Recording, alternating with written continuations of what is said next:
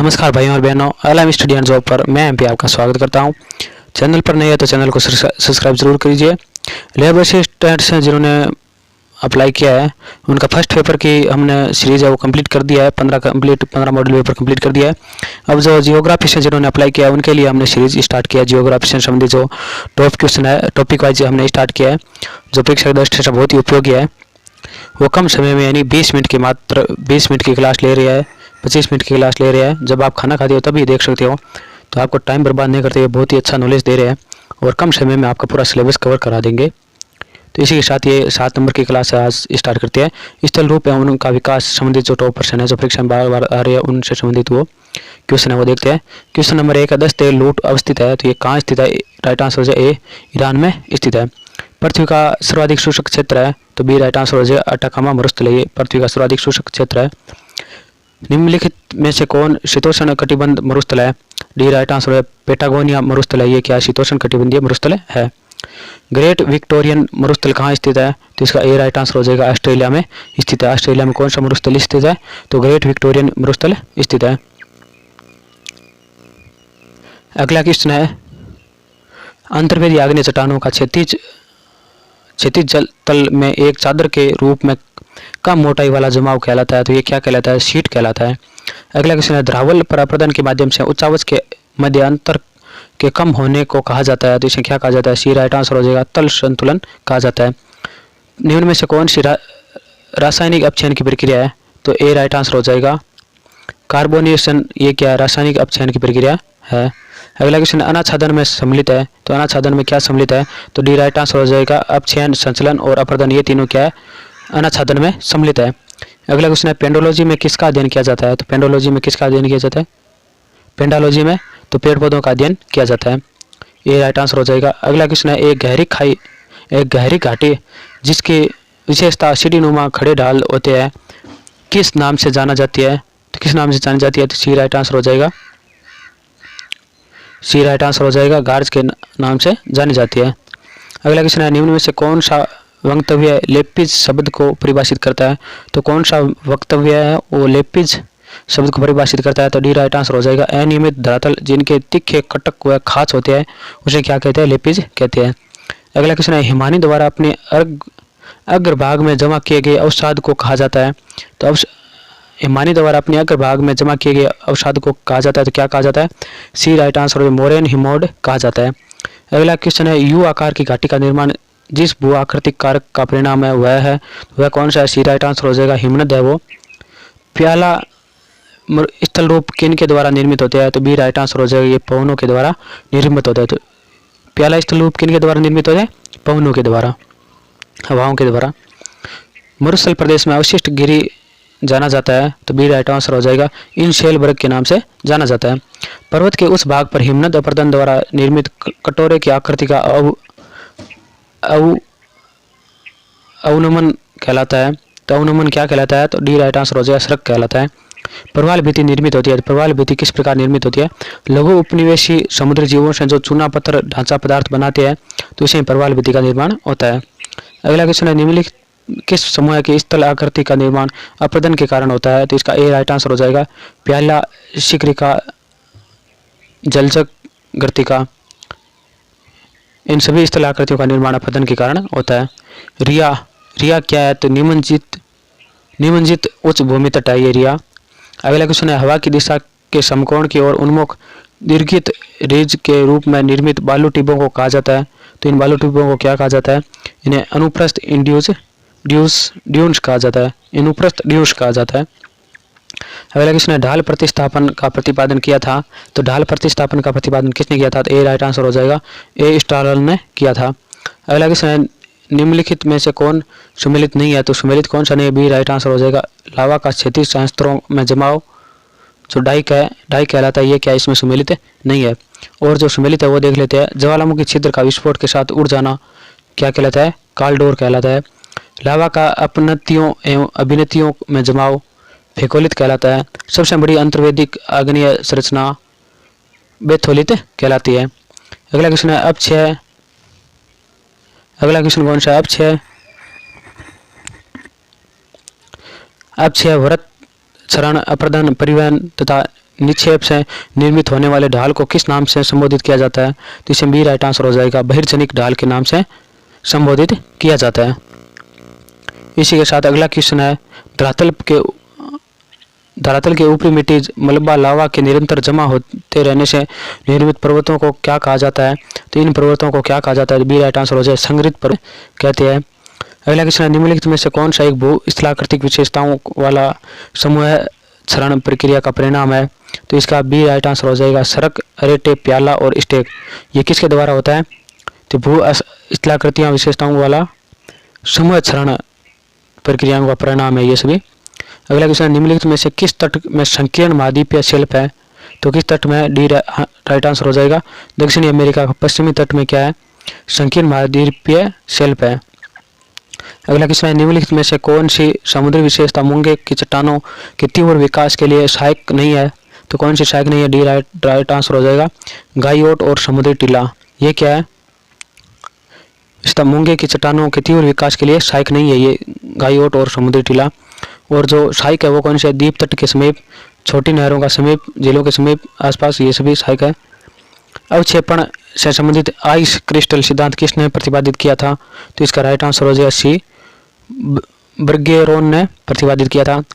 अगला क्वेश्चन है, प्रवाल भित्ति से संबंधित निम्नजन सिद्धांत किसने प्रतिपादित किया था?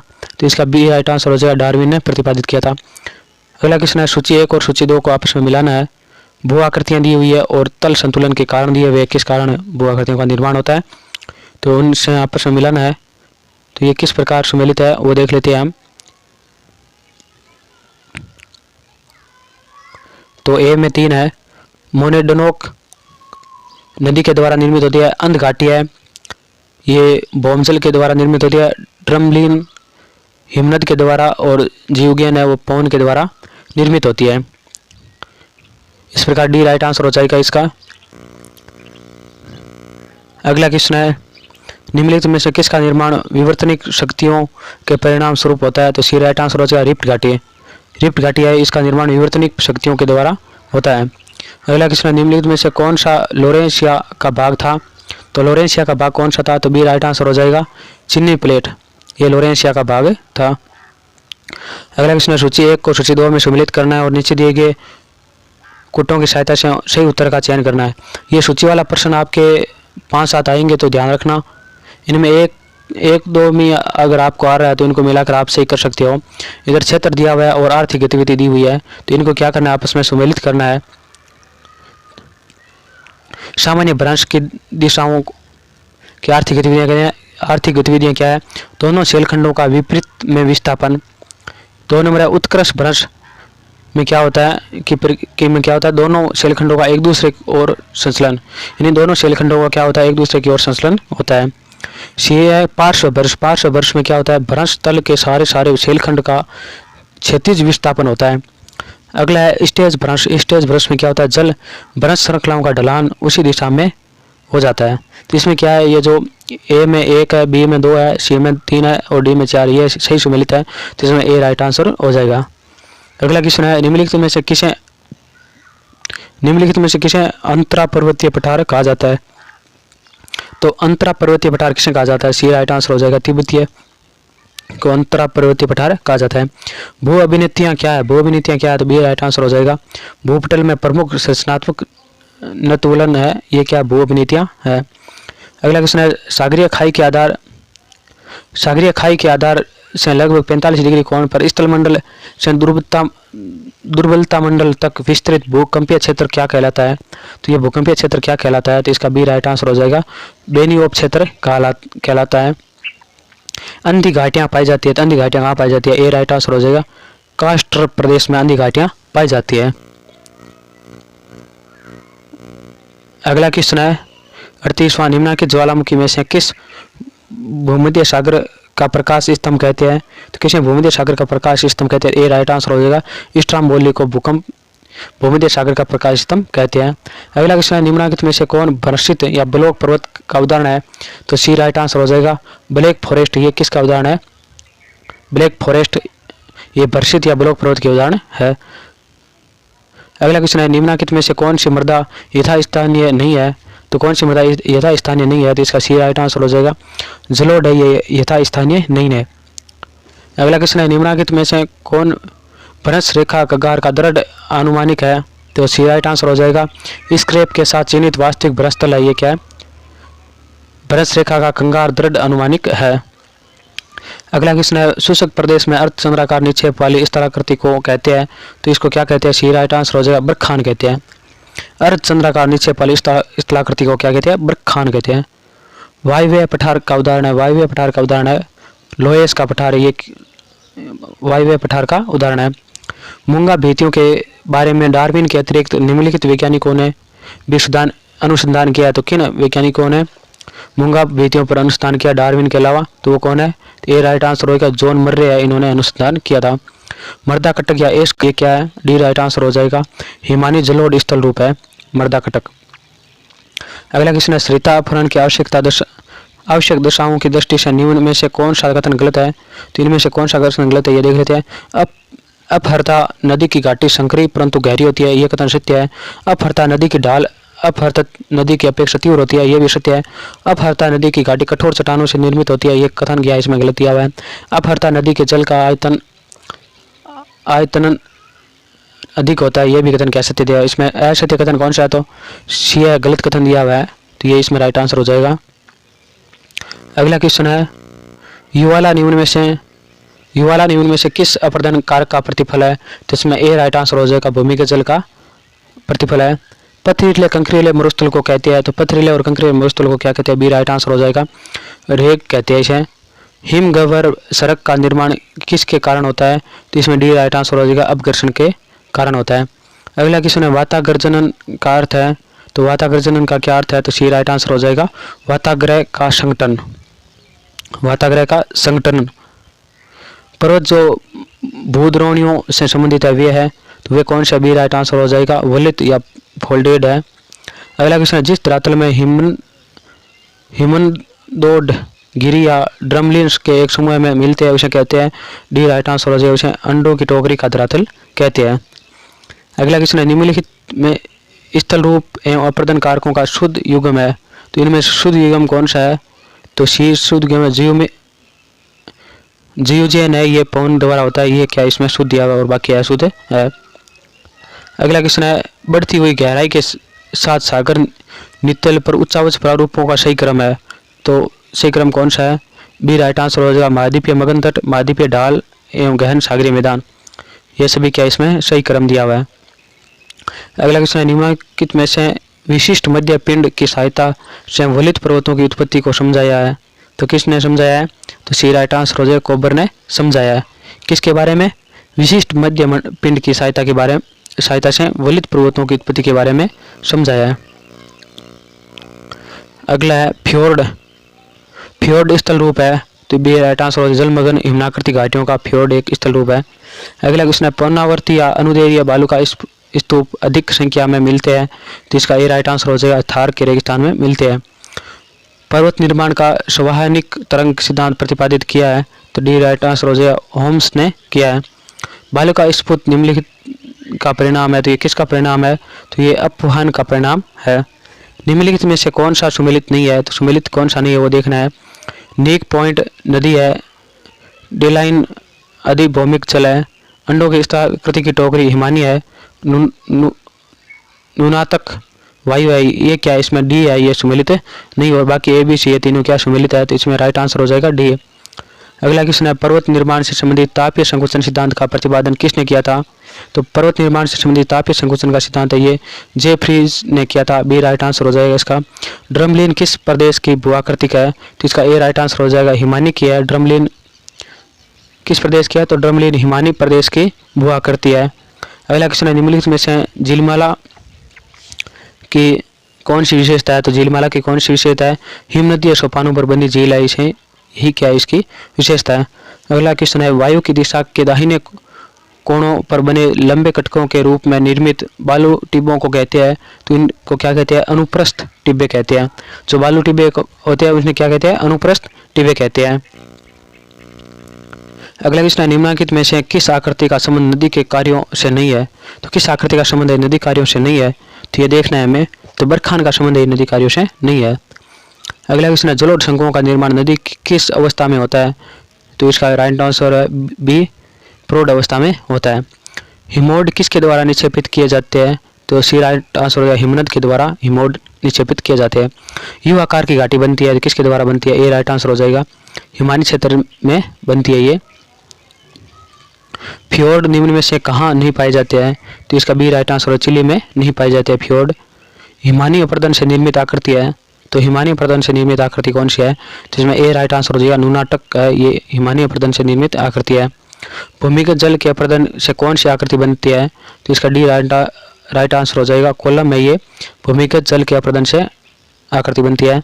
अगला क्वेश्चन है कास्टर प्रदेश की भूमिगत कंदरा की छत पर बनने वाली आकृति है, तो इसका ए राइट आंसर हो जाएगा, स्टेलेक्टाइड। ये किसके द्वारा होती है? कास्टर प्रदेश की भूमिगत कंदरा की छत पर बनने वाली आकृति है। अगला क्वेश्चन है घोलरंध्र का निर्माण निम्न में से किस प्रक्रम द्वारा होता है? इसका सी राइट आंसर हो जाएगा, भूमिगत जल के द्वारा होता है। नदियों द्वारा किस मिट्टी का निर्माण होता है? तो इसमें ए राइट आंसर हो जाएगा, जलोढ़ मिट्टी का निर्माण होता है। नदियों द्वारा किस मिट्टी का निर्माण होता है? तो जलोढ़ मिट्टी का निर्माण होता है। अगला क्वेश्चन है हिमनद द्वारा निर्मित मिट्टी है, तो हिमनद द्वारा निर्मित मिट्टी कौन सी है? तो बी राइट आंसर हो जाएगा, हिमोड। अगला क्वेश्चन है निम्न में से कौन सी हिमनद के कार्य से संबंधित है? तो हिमनद के कार्य से संबंधित कौन सी है? सी राइट आंसर हो जाएगा, सड़क है, ये हिमनदी के कार्य से संबंधित है।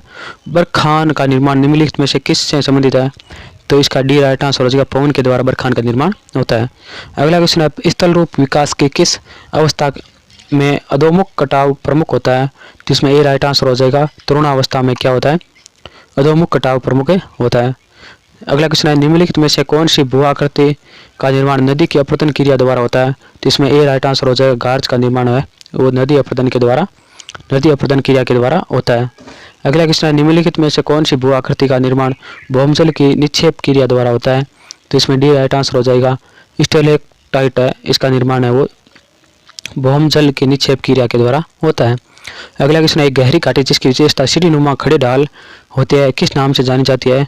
तो ये कैनियन के नाम से जानी जाती है। निम्न में से कौन सा वक्तव्य लेपिज शब्द को परिभाषित करता है? तो ये लेपिज शब्द को कौन सा परिभाषित करता है? तो इसका डी राइट आंसर हो जाएगा, अनियमित धरातल जिनके तीखे कटक व खाच हो, तो ये इसको परिभाषित करते हैं। अगला क्वेश्चन है गहरे लंबे विस्तृत ग्रत या बेसिन जिनके शीर्ष दीवार खड़े ढाल व किनारे खड़े व अवतल होते हैं उन्हें क्या कहते हैं? तो उन्हें सड़क कहते हैं, ए राइट आंसर हो जाएगा।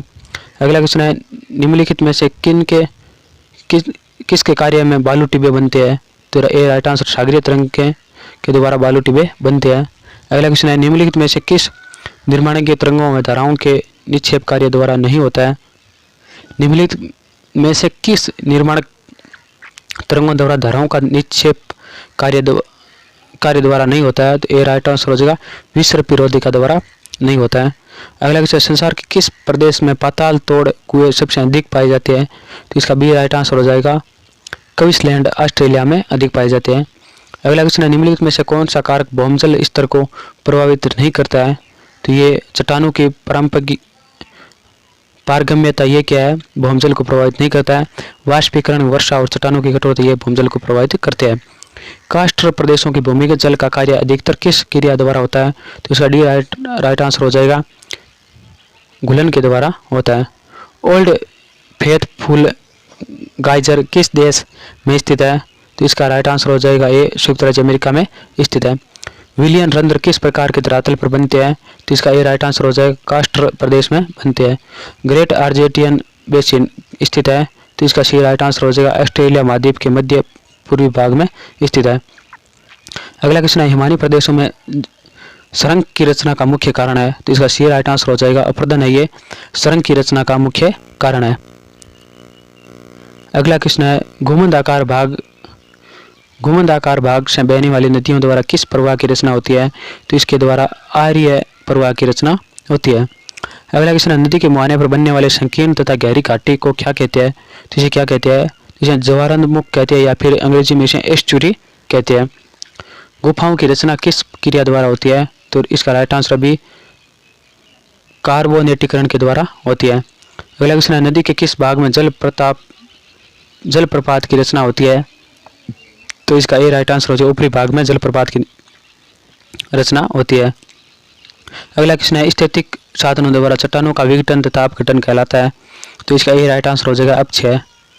कौन सी अफवाह प्रणाली में महाखंड का निर्माण होता है, तो इसका बी राइट आंसर हो जाएगा। पूर्ववर्ती अफवाह प्रणाली में महाखंड का निर्माण होता है। अगला क्वेश्चन है, नदी के मध्य मार्ग में इसकी कौन सी मुख्य विशेषता होती है, तो इसका सी राइट आंसर हो जाएगा। घाटी को चौड़ा करना। ये क्या है मुख्य विशेषता है इनकी।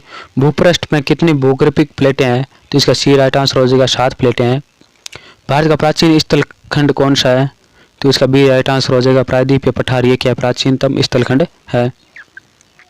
अगला क्वेश्चन है, भारत में स्थित हिमालय पर्वत का सर्वोच्च शिखर है, तो वो कौन सा है, तो बी राइट आंसर हो जाएगा कंचनजंगा। ये क्या है भारत में स्थित हिमालय का सर्वोच्च शिखर है। प्राचीन जलोढ़ निक्षेप को कहते हैं, प्राचीन को क्या कहते हैं, बी राइट आंसर हो जाएगा बागर। तो ये प्राचीन और नवीन में आप कन्फ्यूज हो जाते हो, तो हम आपको ट्रिक बता देते हैं। प्राचीन किसने स्टार्ट हो रहा है, पै, और पै की ओली में ही पै की लाइन में क्या आता है, ब आता है, तो प्राचीन बागर। नवीन खादर, तो बच्ची नवीन वो खादर हो जाएगी। प्राचीन पै से पैप है, ब बागर होती है। तो प्राचीन जलोढ़ निक्षेप को क्या कहते हैं, बागर कहते हैं। अगला क्वेश्चन है, दक्षिणी भारत का सर्वोच्च शिखर है, तो दक्षिणी भारत का सर्वोच्च शिखर कौन सा है, बी राइट आंसर हो जाएगा अन्नाईमुड़ी दक्षिण भारत का सर्वोच्च शिखर है। पश्चिमी तटीय मैदान के दक्षिण भाग को कहते हैं, तो इसे क्या कहते हैं, डी राइट आंसर हो जाएगा मालाबार तट कहते हैं। पीतली पक्षी आश्रय स्थल कहाँ स्थित है, तो सी राइट आंसर हो जाएगा लक्षद्वीप में स्थित है। किस सीमा के साथ प्लेट मिलती है, तो बी राइट आंसर हो जाएगा अभिसारी सीमा के साथ प्लेट मिलती है। हिमालय पर्वत के स्थान पर कौन सा प्राचीन सागर था, तो इसका ए राइट आंसर हो जाएगा टेथिज महासागर था। द्रार घाटी कौन सी है, तो बी राइट आंसर हो जाएगा नर्मदा, ये द्रार घाटी है। अगला क्वेश्चन है, मोनाडनोक का संबंध निम्न में से किससे है, तो इसका डी राइट आंसर हो जाएगा समतल मैदानों में यत्र तत्र अवरोधी चट्टानों टिल्लों से है। वी आकार की घाटी का निर्माण होता है, तो वी आकार की घाटी का निर्माण नदियों द्वारा युवावस्था में होता है। गोखुर जिलों का निर्माण होता है, तो डी राइट आंसर हो जाएगा नदियों द्वारा वृद्धावस्था में होता है गोखुर जिलों का निर्माण। भूमिगत जल का प्रभावकारी का ये संपन्न होता है, तो इसका ए राइट आंसर हो जाएगा कठोर ग्रेनाइट चट्टानों में क्या होता है, भूमिगत जल का प्रभावकारी संपन्न होता है। अगला क्वेश्चन है, गार्ज का निर्माण होता है, तो गार्ज का निर्माण किसमें होता है, कठोर चट्टानों में होता है। अगला क्वेश्चन है, टोरन झील सर्क झील बनती है, तो ये किसके द्वारा बनती है, तो इसमें सी राइट आंसर हो जाए हिमनद के अपर्दन के द्वारा बनती है। घाटी रंध्र युवाला की रचना होती है, तो इसमें सी राइट आंसर हो जाए भूमिगत जल के अपर्दन के द्वारा होती है। वी यू आकार की घाटी निम्न में से किस कारक के अपर्दन का परिणाम है, तो ये हिमनद का परिणाम है। बरखान निम्न में से किस प्रकार के बालू टिब्बे है, तो इसमें पवनों की दिशा में निकली भुजाओं वाले नव चंद्राकार टिब्बे को क्या कहते हैं, बरखान कहते हैं। हिमोड़ निक्षेप निम्न में से किन के द्वारा जमा किया जाता है, तो ये सी राइट आंसर हो जाएगा हिमनद के द्वारा जमा किए जाते हैं। भरगू तथा स्टेक निम्न में से किस अपर्दन कारक द्वारा निर्मित होते हैं, तो इसमें सी राइट आंसर हो जाएगा तरंग एवं धाराएं। प्लाया निम्न में से किस प्रकार की भू आकृति का है, तो इसमें सी राइट आंसर हो जाएगा उथली जल झीलें है। अगला क्वेश्चन है, चट्टानों का टूटकर अपने स्थानों पर ही पड़े रहना कहलाता है, तो ये चट्टानों का टूटकर अपने स्थानों पर पड़े रहना क्या कहलाता है, तो इसका ए राइट आंसर हो जाएगा अपक्षय कहलाता है। ए राइट आंसर हो जाएगा। नदी के मुहाने पर बनने वाली संकीर्ण तथा गहरी घाटी को क्या कहते हैं, तो इसे बी ज्वारांतमुख कहते हैं ईश्वरी। अगला क्वेश्चन, निम्नलिखित में से कौन पवन अपर्दन द्वारा नहीं बनता है, तो पवन अपर्दन के द्वारा नहीं बनता है, तो वो कौन है, बालू का स्फूत है, ये पवन अपर्दन के द्वारा नहीं बनते हैं। हिमानी अपर्दन से निर्मित प्रमुख भू आकृतियां हैं, तो इसमें ए राइट आंसर हो जाएगा नुनाटक है, ये हिमानी अपर्दन के द्वारा निर्मित भू आकृति है। निम्नलिखित में से भू आकृति का निर्माण हिमानी अपर्दन द्वारा नहीं होता है, तो ड्रमलिन का है वो हिमानी अपर्दन के द्वारा नहीं होता है। किस हिमानीकृत भू आकृति में तोड़ने की प्रक्रिया सम्मिलित होती है, तो इसमें ए राइट आंसर हो जाएगा भेड़पीढ़ चट्टान को तोड़ने की प्रक्रिया में सम्मिलित होता है।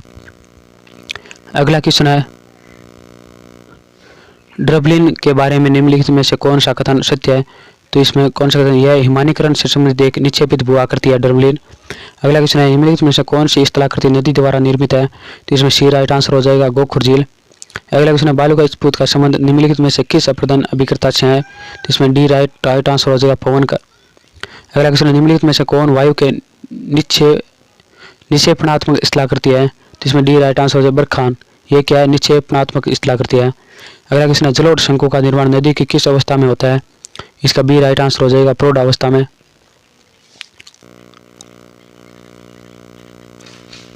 इसी के साथ ये क्लास आज ये 7वीं कक्षा है वो समाप्त हो गई है।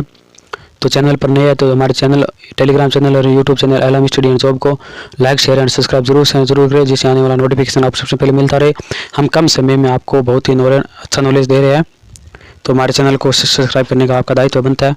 अगर आपके दिमाग में कोई भी डाउट हो, कोई समस्या हो, कोई अपनी राय देना चाहते हो, कमेंट बॉक्स आपके लिए खुला है, अपने प्यारे प्यारे बातें से अच्छे से कमेंट कर सकते हो। और इसी तरह बाकी वीडियो जो नहीं देखे आपने तो उसकी प्लेलिस्ट बनी हुई है, चैनल पर जाकर देख सकते हैं। फर्स्ट पेपर की भी प्लेलिस्ट बनी हुई है, या सेकंड पेपर की सीरीज चल रही है, तो हमारे चैनल पर जाकर देख सकते हैं। इसी के साथ वीडियो को लेते हैं। अगली क्लास होगी वायुमंडल संगठन एवं संरचना के बारे में, जो टॉप क्वेश्चन है वो 8वीं कक्षा होगी, वो हम देखेंगे।